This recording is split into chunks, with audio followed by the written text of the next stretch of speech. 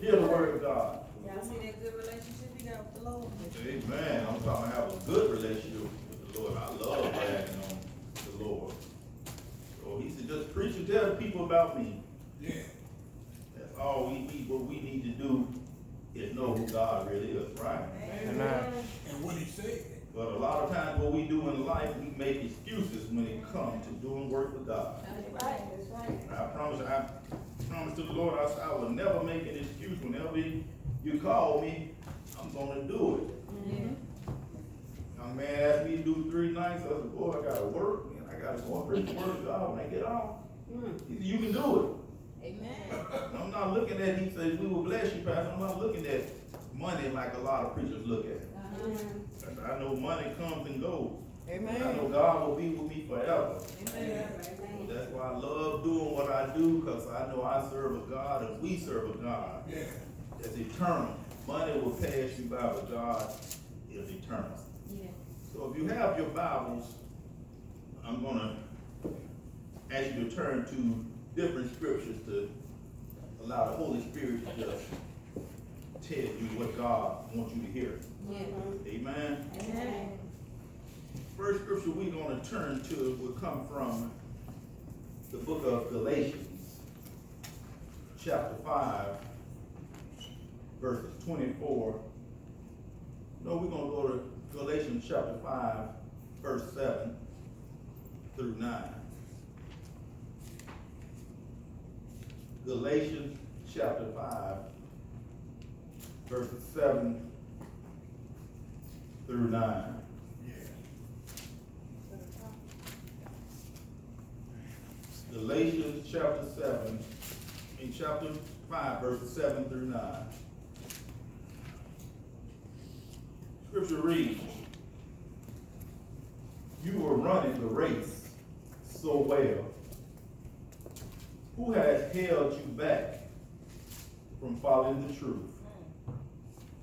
It certainly isn't God, for he is the one who called you to freedom.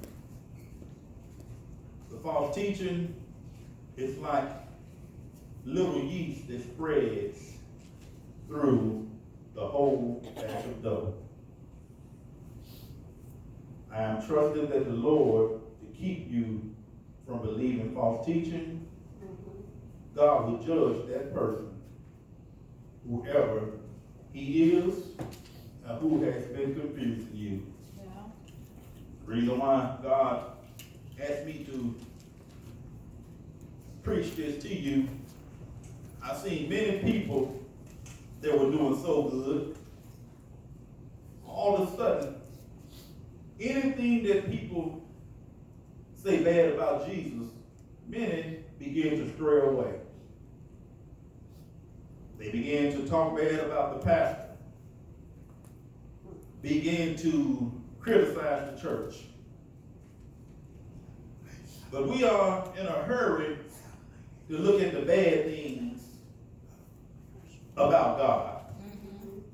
When you can't find no fault and error in Jesus. Amen. I don't care how you try to find error. When I begin to read, like Patricia was saying in Sunday school about the New Testament, when he came, everything was good. Yeah. I'm talking about I couldn't find any fault. This was a man who showed nothing but love. He taught us how we can love one another. But I've seen times that we do so good, but we begin to just stray away. You start out so good, and all of a sudden you say, I don't want to run the race. Yeah, Sister Valerie asked me, what's the subject? It's crossing the finish line. All right. Crossing the finish line. I want you to turn your Bibles to another scripture. 1 Corinthians chapter 9, verse 24 through 27. 1 Corinthians chapter 9, verses 24 through 27. Scripture reads, do you realize that a race everyone runs, But only one person gets the prize. So run it well. All athletes are disciplined in their training. They do not win a prize that will fade away, but they do it for eternal prize. Yes, Scripture telling you that it's eternity when you do the work for Jesus. Many of us look at the love of money. We look at doing things for people. But the eternal prize is when you're doing something for God. It says, so run with a purpose in every step. I don't want no part-time Christians here. I want people who take every step to go toward God. That's doing your best. Being your best in everything you do when you're doing things for God. I don't care if you have to just speak. Speak to others well with a smile. If you're singing, sing with your best. If you're talking to young women and young men, do it your best. Because I'm not telling you, I'm not just shadow boxing. I discipline my body like an athlete. That's what the Spirit of God told me to tell you. It's time to discipline our bodies. It's time to be prepared to do the work of God. Many of the times we want to make excuses when it comes to doing work for God. But no, I don't want anyone to just say, I love the Lord inside the church. I want everyone to show that you love the Lord outside of the church. Because God has been good to each of you. As I look at you and look at everyone in here today, I know that we serve an awesome God. Amen. We serve a good God. Yes, we do. We serve a God that's watching over us all day and all night. Yes, Lord. Yes, I could not make an excuse not to be here to deliver the word of God today. Because as I look back over my life, I know that God has been good to me. Yes, ma'am. I go through many things in my mind where the devil tries to clutter my mind with foolishness. I go through many times of life where I deal with people that don't like me. But I do not let that stop me from preaching the word of God. Because God has been too good to me. Amen. As I begin to look at, when you join in running this race, you are looked at like you're an outcast. Many people are looking at you and they want to find some type of fault in you. Yes. But I'm here to tell you that God is here beside you all the time. Continue to run the race. Run the race like you're getting a prize. I promise you, if you hold on, you got a prize on the way. If I fear that after preaching to others and myself, I may be disqualified. No, the enemy will try to put in your mind that you're preaching and teaching others, you're disqualified because they are not want to listen to you. But I'm here to tell you, doing work for God is not easy. I'm here to tell you, working for God, people will mistreat you. As I was a child, I used to always wonder when God was calling on me a long time ago. I said, no, Lord, I love the pleasures of life. No, God, people will look at me like I'm a phony. But God said, look what they did to my son. Amen. When he came, many people didn't want to listen to him.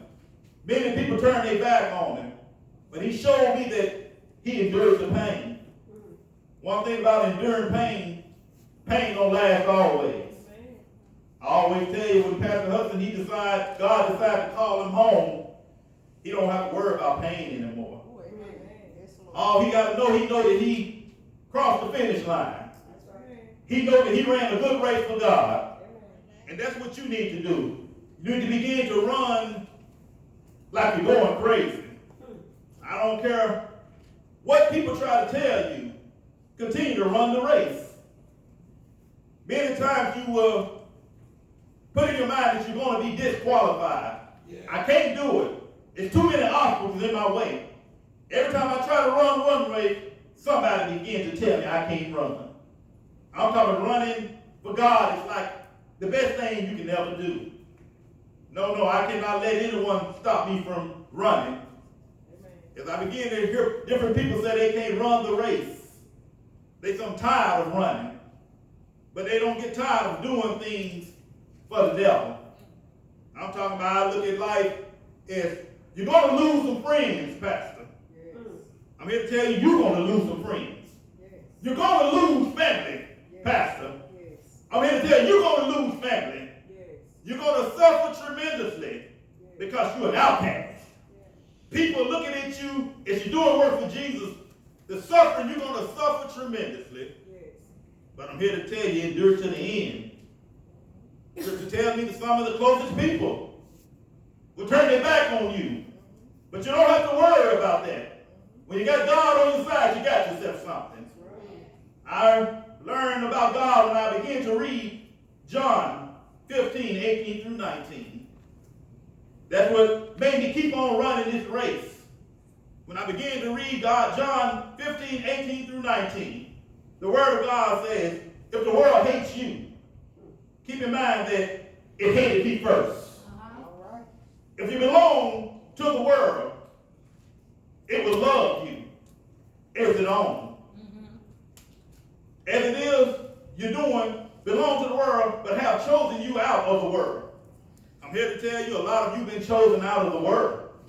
A lot of you been chosen to do a task. As you hear me brag on Sister Annie, God chose her to do a task. God chose each of you to do a task. But a lot of us, we begin to give up on God. We begin to do things that the world wants us to do. My heart goes out to people who begin to choose the world over God. God has been so good to you. I heard your testimonies this morning. I heard how you say God has brought you out of something. Remember, yes, I'm a pastor and I listen. I watch and I pray. But I want you to know to keep on running.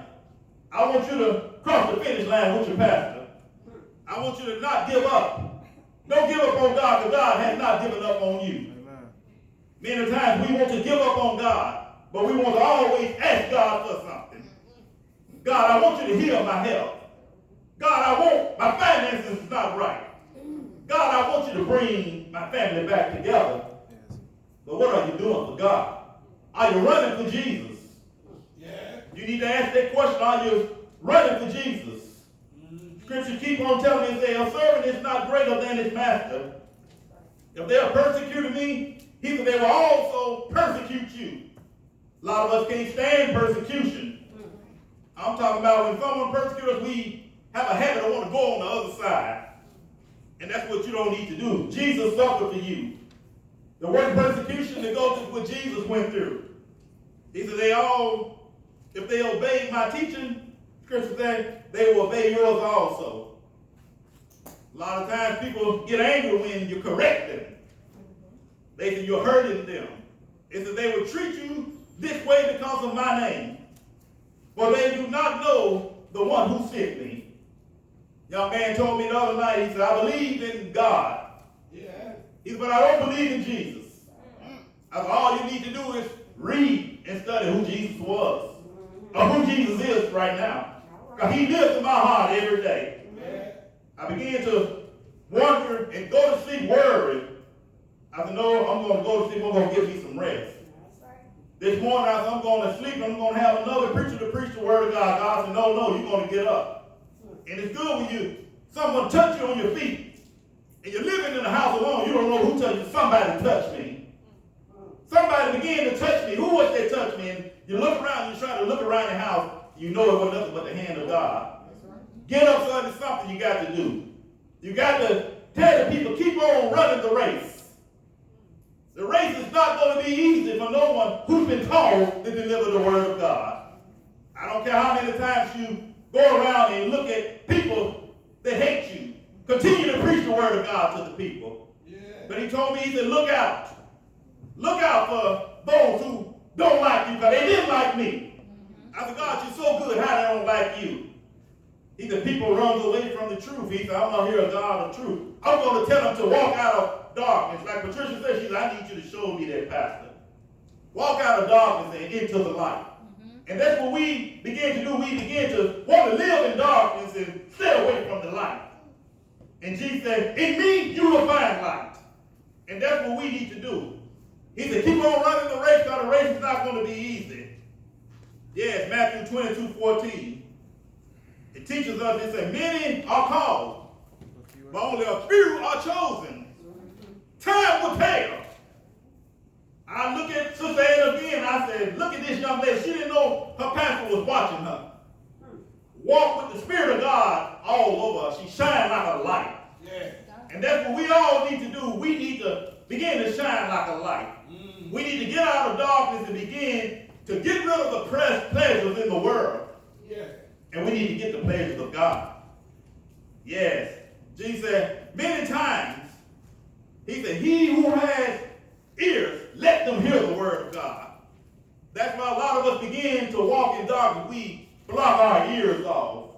We don't pick up the word of God. Some respond and some don't. 2 Corinthians 5:17 says, if there's anyone in Christ, they are new creation. Old things has passed away, and new things has come. That's what we need to do. We need to follow that song this morning. Lord, I need a makeover. Yeah. If something is not right in your heart, you say, Lord, I need you to make me over. Yes, yes. Make me over, Jesus. Teach me your ways, Jesus. Teach me how to be more like you, Jesus. Yes. If someone try to criticize me, teach me how to turn the other cheek, Jesus. Yes, yes, it's sad to see someone doing good, and like the book of Galatians say, and just turn their way on God. I've seen many people start out in the church and they just walk into the world. Right. I told Val in the day, he told me about his schooling. I said, don't be a quitter. I said, don't give up. Amen. Many of us, we are in a hurry to give up. But I'm here to tell you, you need to keep on going on. Amen. You need to keep on running for the one who saved you. You need to keep on running for the one who has everything to offer you. Especially when people feel that the world has something to offer them, when God has everything to offer you. Amen. I always say, finish what you started. Don't be a quitter. Amen. When you're doing well in life, you know who supplies your needs. That's King Jesus. Amen. It's bad to see a person who masters things of the world and don't master the things of God. I'm talking about a true provider. I'm talking about someone who will heal your body. I'm talking about someone who haven't given up on you. Yes, I'm seeing many people in the nightclubs. I said, what music are you praising? There's nothing wrong with listening to some blues. There's nothing wrong with listening to jazz. There's nothing wrong with listening to some decent rap. But I want you to praise God in the church like I see you in the nightclubs. That's what's hard to see you jumping around and dancing. Them got a dance so smooth. I seen 2 young men dancing so smooth, and they know who I'm talking about. I said, boy, them boys can dance. But I want to see them dance like that at church. Yeah. I don't talk about can dance. Amen. You know what I'm talking about. They twins. I'm talking about can dance. They was in that mirror, boy, they was getting down. Yeah, boy. I said, well, now they need some Holy Ghost fire. All right. Yes. Pray for him. He said, no greater love than you have for me. Yeah. That's what Jesus is telling you. We need to be about King Jesus. Philippians 1 verse 6 says, be confident of this. He who began a good work in you will carry it into completion until the day of Christ. I'm here to tell you, he's coming back. Amen. He's coming back. He's the only way. I don't care how many obstacles in your way. Amen. Keep running for Jesus. Amen. Keep on running for Jesus. I don't care if you see those who are jealous of you. Amen. Don't let a jealous person destroy you and you act worse than the jealous person. Amen. That's what the devil wants you to do. Yes. Many of you people out here have people that are jealous of you, but you say, I'm going to get her back. I'm going to get him back. You are acting worse than them. That's right. Many of you have been abused. Keep running the race. Amen. I heard your story. I know what you've been through. Your pastor heard your story. Many people out there been mistreated, talked about, lied on. Yeah. But that shouldn't stop you from running the race for Jesus. Because he knows what you've been through, because he's been through the same thing. That, Pastor, what do it take for me to be happy? Sometimes we need to just focus and meditate on the Word of God. Yeah. When you begin to read the Word of God, something great begins to happen. Yeah. I'm talking about when you begin to read, I don't care if you start from the front of the Bible, but I love Patricia broke down the Bible. When you go into John, it teaches you who Jesus was. It takes perseverance to bring others to Jesus. You can't be a quitter. You got to have the ability to want to know Jesus. He said, seek, he said, you will find. Ask, and you will receive. And I want you to be like you're in a hurry to go get that $1 million lottery check. I want you to be in a hurry for King Jesus. That's right. Amen. Because God has been so good to you. You asked me a question, you said, Pastor, how can you tell me to do that? I tried it for myself. I want you to know, the pastor don't lie about King Jesus. King Jesus is a miracle worker. I will run for him from the beginning. I will run for him till the end. Yes. You ask me a question, Pastor, what do I need to do? Don't be a quitter. That's right. Yes, I want you to be dedicated. Yes. I want you to have faith. Yes. I want you to trust and believe in the one who died for you. Amen. May God add a blessing to the reader, Amen. hearers, and doers of the word of God. That's right. Amen.